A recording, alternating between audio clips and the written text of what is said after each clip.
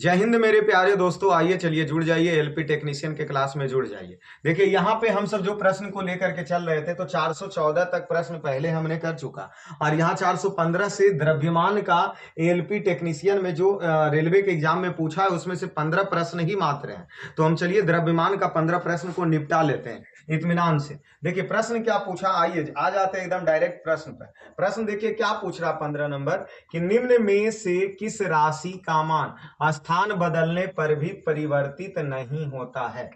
मतलब कहने का मतलब ये जो चार ऑप्शन दिया है, पहले हम ऑप्शन पढ़ेंगे तब इसके चर्च करेंगे कि किसका मान है जो स्थान बदलने पर नहीं बदलता। ऑप्शन ए द्रव्यमान, ऑप्शन ए क्या कह रहा, द्रव्यमान का जो नहीं बदलता। बी का सी कह रहा वजन, और बी कह रहा घर्षण के कारण बल, और डी कह रहा है गुरुत्वाकर्षण। देखिए अगर हम बारी बारी से जिक्र करें ना तो पहले तो इसका आंसर हम क्लियर कर देते हैं कि द्रव्यमान है जो कभी नहीं बदलता। अब ऐसे भी देख लीजिए, बदलने वाले में अगर दो चीज ध्यान रखना है तो एक द्रव्यमान और दूसरा भार। अब ये दोनों में सबसे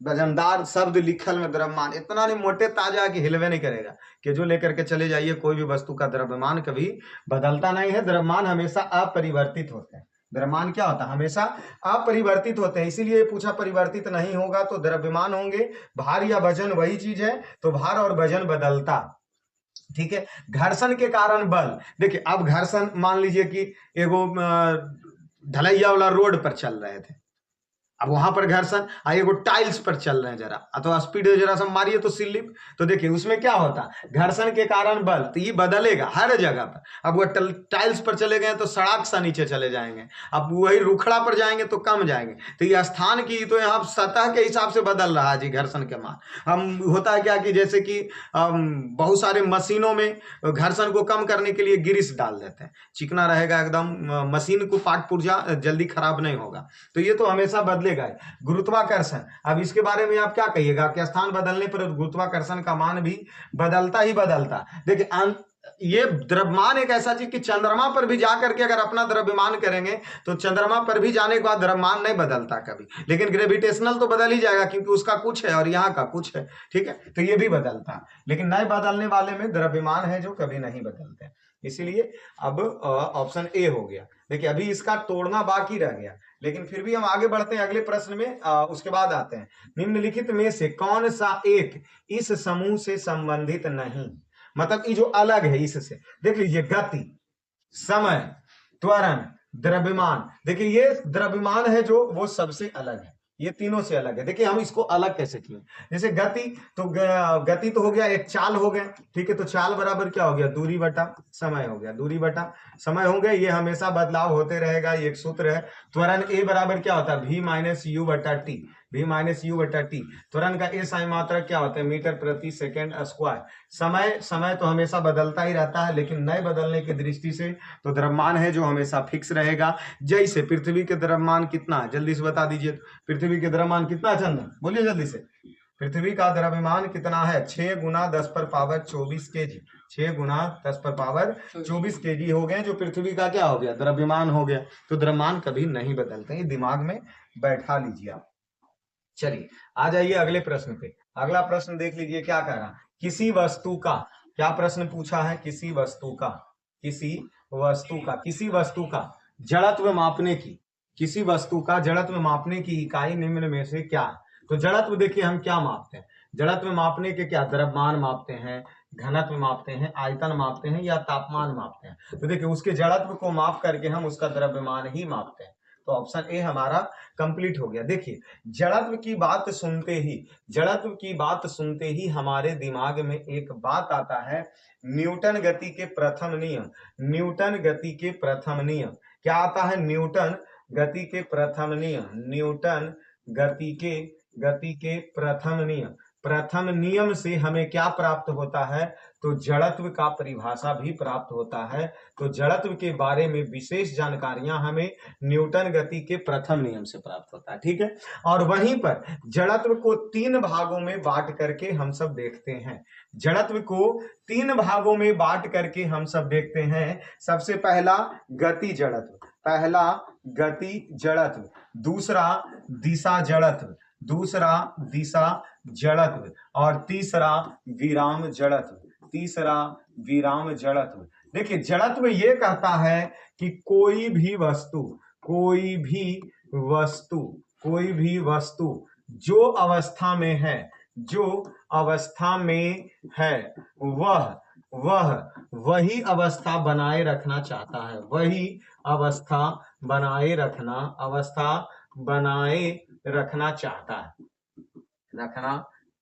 है, ये उसका जड़त्व कहता है।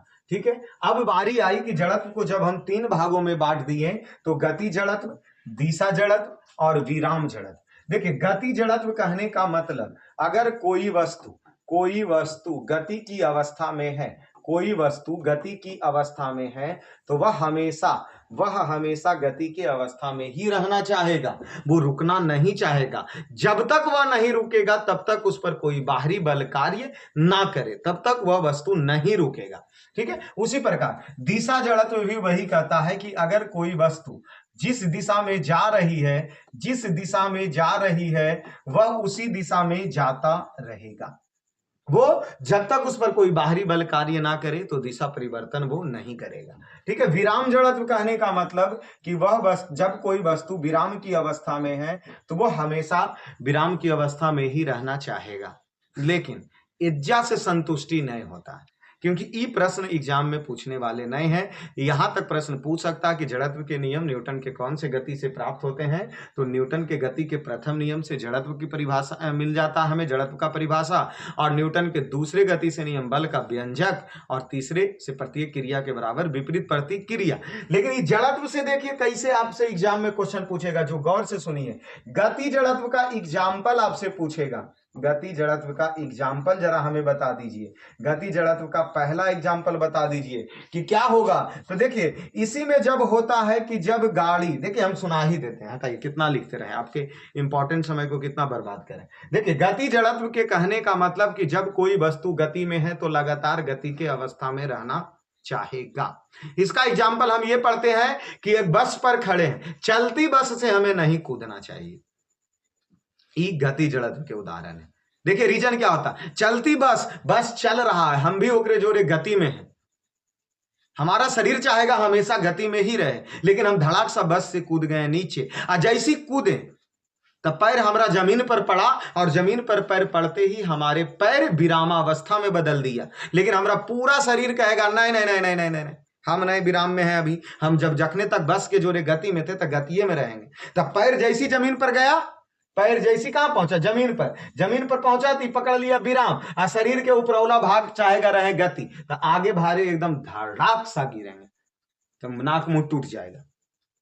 ये होगा कौन, जड़त्व के कारण, गति जड़त्व के उदाहरण।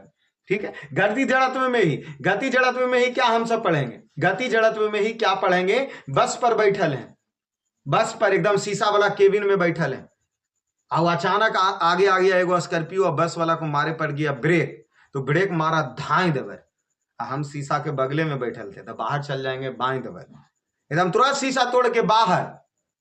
ये हमारे गति जड़त्व के उदाहरण होंगे। ये हमारे कौन से जड़त्व के होंगे उदाहरण, गति जड़त्व के उदाहरण। गति जड़त्व के उदाहरण के कारण ही बस पर रखा हुआ सामान को रस्सी से बांध दिया जाता है, क्योंकि कभी तेजी होंगे कभी धीरे होंगे। जब तेजी में है तो समन्वय तेजी में रहेगा, मार दिया ब्रेक, टायर बस हो गया विराम में, और ऊपर वाला सामान चाहेगा नहीं नहीं नहीं नहीं, गति में ही रहेंगे, वो गति में तो सामान बाहर भीगा जाएगा। ये गति जड़त्व का उदाहरण। ठीक है, आइए अब दिशा जड़त्व के उदाहरण हम आपको समझाते हैं। देखिए दिशा जड़त्व कहने का मतलब जब कोई वस्तु जिस दिशा में जा रही है उसी दिशा में जाता रहना चाहेगा। इसका उदाहरण पढ़ने के लिए हम ये पढ़ते हैं कि फुटबॉल के खिलाड़ी मारता है फुटबॉल के, तब उन्ने लुढ़का, इन्ने से खिलाड़ी मारा, इन्ने लुढ़का, इन्ने लुढ़का, उन्ने लुढ़का। देखिए फुटबॉल जो खिलाड़ी होते हैं उस पर बल लगाते हैं और उसकी दिशा को चेंज करते हैं। क्रिकेट खेल रहे हैं, इन्हें से बॉलिंग की है, उधर गया बड्डा, बैट से मारे, बॉल की डायरेक्शन चेंज। तो ये सब दिशा जड़त्व का उदाहरण। विराम जड़त्व का उदाहरण, वस्तु विराम में है, विराम में ही रहेगा। जैसे कपड़ा के दुकान में देखे होंगे, दरी ऐसे कपड़ा टंगल है और डंडा से मार रहे हैं, तो डंडा से मारे तो कपड़ा हो गया गति में, और जो उसमें धूल कण था वो विराम में रहेगा, वो नीचे गिर जाएगा। विराम जड़त्व के कारण मोटरसाइकिल पर बैठे और दोस्त के जरा दूगो बैठे, पिछला सीट मिला हमरा, अब मारा एक्सीलेटर, उधाई दबर उड़ा दिया, हम रह गए पीछे।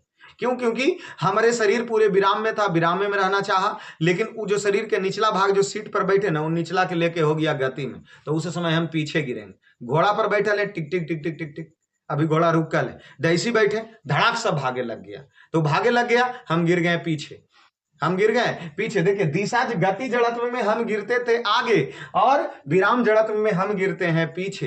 ये हमेशा ध्यान रखिएगा, विराम जड़त्व में गिरते हैं पीछे और गति जड़त्व में गिरते हैं आगे, और दिशा में तो डायरेक्शन चेंज होगा, ये जड़त्व का। चलिए अब इसको छोड़िए, आते हैं अपने प्रश्न पे। इतना तो जड़त्व में ढेर लंबा आपको मनोहर पोथी सुना दी। चलिए आइए क्वेश्चन पर आइए, क्या क्वेश्चन कह रहा? 18 नंबर प्रश्न। आइए क्वेश्चन 18 क्या कह रहा, पढ़िए। किसी वस्तु के द्रव्यमान का मापन किसका मापन कहलाता है? त्वरण का मापन कहलाता, जड़त्व का मापन कहलाता, संवेग का कहलाता, गति का। अभी हम बताएं कि जड़त्व के माप से ही हम द्रव्यमान के मापक ज्ञात करते हैं, तो ऑप्शन बी हमारा कंप्लीट हो गया। 18 के बाद 19 नंबर प्रश्न। आइए 19 क्या कह रहा सर? 19 क्या कह रहा? वस्तु के जड़त्व को निम्न में से किसमें मापा जाता है? वेग में, रंग में, भार में, या द्रव्यमान में? देखिए प्रश्न को घुमा दिया यूं, तो हम जो जड़त्व को मापते हैं वो हमेशा द्रव्यमान में मापते हैं। ऑप्शन डी हमारा कंप्लीट, क्योंकि जड़त्व और द्रव्यमान में संबंध। चलिए आ जाइए, तो ये प्रश्न देख लीजिए, क्या प्रश्न पूछा? प्रश्न पूछा द्रव्यमान की परिभाषा क्या है? किसी वस्तु का द्रव्यमान दिशाहीन होता है, इसलिए यह एक अदिश राशि है। पहले हमरा यह बता दीजिए कि दाब, द्रव्यमान, आवेश, आवृत्ति हमेशा अदिश राशि है। कौन राशि है? अदिश राशि है, इससे ही डिसाइड हम कर लेंगे। तो अदिश राशि पहला में, तो चलिए कुछ तो सही है कि किसी वस्तु का द्रव्यमान दिशाहीन होता है, ये बात तो सही है कि क्योंकि द्रव्यमान में कोई दिशा नहीं होता और इसलिए वह अदिश राशि है, ये भी कथन इसका सही है। फिर भी हम आगे पढ़ेंगे, रासायनिक संतुलन के आधार पर द्रव्यमान निर्धारित किया जाता है। गलत बात, संतुलन केमिस्ट्री हो रहा है जो संतुलन करके उसका द्रव्यमान ज्ञात करेंगे, नहीं जी। किसी वस्तु का द्रव्यमान किसी भी जगह पर स्थिर है और ऊंचाई में होने वाले बदलाव से प्रभावित नहीं होता। ये भी बात सही है कि कोई भी वस्तु का द्रव्यमान किसी भी जगह स्थिर होता, कहीं ऊंचाई ले जाइए नीचाई ले जाइए नहीं बदलता। अच्छा ठीक हो कह रहा, किसी वस्तु में होने वाले पदार्थ की राशि को उस वस्तु का द्रव्यमान कहा जाता। नहीं, ये सब राशि उसी कुछ नहीं, राशि उसी कुछ नहीं। तो 420 का जो हो जाएगा वो सही आंसर। 420 का सही आंसर क्या? ऑप्शन क्या कह रहा था पहला? किसी वस्तु का द्रव्यमान दिशाहीन होता है।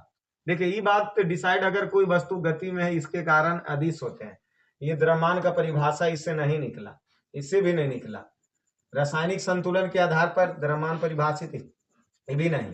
किसी वस्तु का द्रव्यमान किसी भी जगह पर स्थिर रहता है और ऊंचाई होने वाले बदलाव से प्रभावित नहीं होता, भी गलत है, इससे परिभाषा नहीं निकल रहा।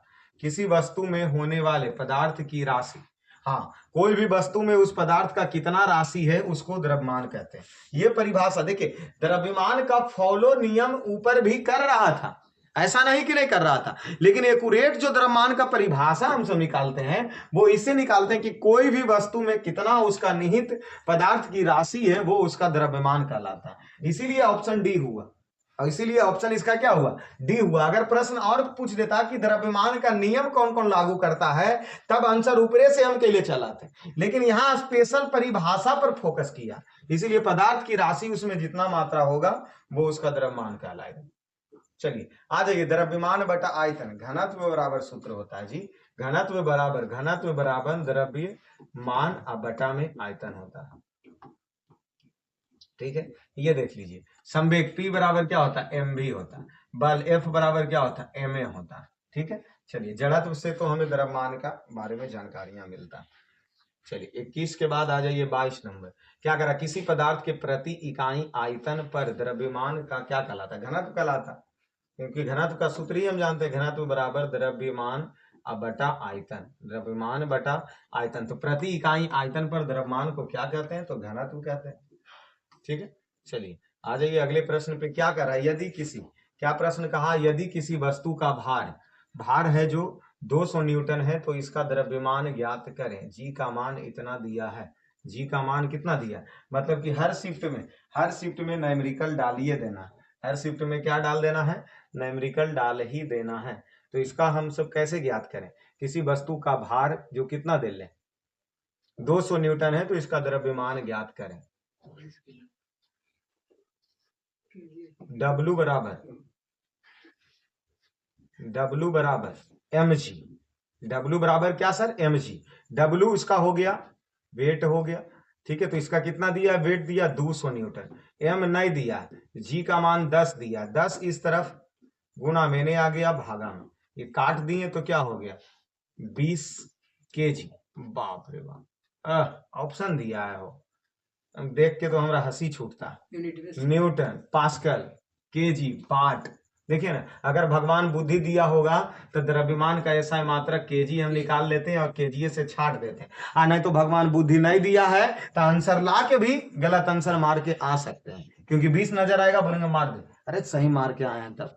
भाई इससे कुछ नहीं, यहाँ कुछ दाब के ना होता है पास्कल, और ये शक्ति का ना होता है वाट, ठीक है, और बल का ना होता है न्यूटन। तो ऐसा मात्रक भी फोकस करना, द्रव्यमान का ना होता है केजी, इसीलिए इसमें मिस नहीं। तो ऑप्शन डी हमारे सही हो गए। चलिए आगे आइए, इसका होता बल बटा त्वरण। F बराबर m है, देखिए घुमाया है कैसे, F बराबर m है, सूत्र हम जानबे करते हैं। अब बल बटा त्वरण, इधर F बटा a बराबर कौन सी हो गया m, तो द्रव्यमान बराबर क्या हो गया? द्रव्यमान बराबर बल बटा त्वरण हो गया, ऑप्शन सी कंप्लीट। चलिए आगे आ जाइए, अगले प्रश्न क्या करा? निम्नलिखित, क्या प्रश्न दिया? निम्नलिखित में कौन त्वरण के मान के गुरुत्व के कारण प्रभावित नहीं करता द्रव्यमान? इसको कोई मतलब नहीं है कि कोई से प्रभावित नहीं होता, बाकी सब प्रभावित होगा, ठीक है। चलिए आ जाइए अगले प्रश्न, 450 न्यूटन भार वाले लड़की का द्रव्यमान क्या होगा? वही क्या होगा जो बताइए। तो 450 इसका हो गया, m गुना g हो गया, g के मान 10 ले लीजिए, तो 450, और इधर इसका ये g इधर आ गया, और क्या, और g का मान 10, तो इसको काट दीजिए, 45 kg। कहाँ जी? 45 kg। Option B complete, option B क्या हो गए? कंप्लीट हो गए। चलिए आगे आ जाइए अगले प्रश्न पे। अगले प्रश्न पे मात्र 30 तक प्रश्न है, ज्यादा द्रव्यमान का प्रश्न नहीं था। क्या एक वस्तु का भार 980 है, गुरुत्व इतना है, उसका द्रव्यमान कुछ नहीं, वही चीज को बार बार घुमा रहा है, W बराबर mg। तो फटाक से करके निपटा लेते हैं, 980 और m का मान नहीं पता, g के मान 9.8, दशमलव हटा नीचे 100। अब इधर ही आ जाएंगे 98, और ये 10 भागा मैंने गुना में 98 नीचे जाएगा, m हो जाएगा, और 98 से 98 खत्म, तो 10 गुना 10 बराबर m, याद है ये 100, अर्थात उस वस्तु का द्रव्यमान क्या हो जाएंगे? 100 kg होंगे। तो 100 kg, ऑप्शन ए हमारा सही हो गया। चलिए 28 नंबर में आइए, क्या दिया प्रश्न देख लीजिए। प्रश्न देखिए क्या पूछ रहा है कि किसी ऑब्जेक्ट का खाली स्थान डॉट डॉट डॉट नियत है और स्थान बदलने पर नहीं बदलता। वाह द्रव्यमान जी, क्या दिमाग लगा, द्रव्यमान नियत रहेगा और स्थान बदलने पर भी नहीं बदलेगा, ठीक है। चलिए आ जाइए अगले प्रश्न पे, और 29 नंबर प्रश्न देख लीजिए क्या कह रहा है। किसी पिंड का संवेग p बराबर mv, याद है ना कि भूल गए, p बराबर mv, तो संवेग दिया है कितना? 50 है, और उसका वेग दिया है 5, और m पूछेगा तो ये 50, अर्थात उसका क्या हो जाएगा 10। और अब देख लीजिए 10 न्यूटन मारे कि केजी मारे, पूछा कौची है? द्रव्यमान पूछा। ये बात जहिया जिंदगी में भूल गए कि क्वेश्चन कौची पूछा है, उस दिन आंसर गलती करके आइएगा। तो द्रव्यमान है इसलिए केजी, तो 10 केजी हो गया, बाकी बीच में यूनिट कुछ दे ले रहे हैं, लास्ट में पूछा कौची है? कार्य पूछेगा और न्यूटन मार के आएंगे, तो मारिएगा, और क्या। यदि बल F इतना है, त्वरण इतना दिया हुआ है, तो वस्तु का द्रव्यमान, अब बताइए F बराबर ma, तो A बराबर क्या? F बटा A हो गया, m बराबर क्या हो गया? F बटा A, ऑप्शन बी हमारे कंप्लीट हो गए। और शायद ये 30 तक ही दिया, 30 ही तक थे द्रव्यमान के प्रश्न, 30 ही तक थे। तो यहाँ हम सब 430 तक प्रश्न कंप्लीट कर चुके। इसी प्रकार इस सीरीज को भी लगातार आगे बढ़ाता जाएगा, जिस तरीके से इधर उसमें हिस्ट्री का क्लास चल रहा, मॉर्निंग में करंट अफेयर के क्लास चल रहे, पॉलिटी का क्लास चल रहा, मतलब अब इस परिवार पे ताबड़तोड़ एकदम डिस्कस चलते रहे, ठीक है। चलिए तो धन्यवाद आप सभी लोगों को क्लास में जुड़े रहने के लिए, इसी प्रकार बने रहिए छोटे से परिवार में।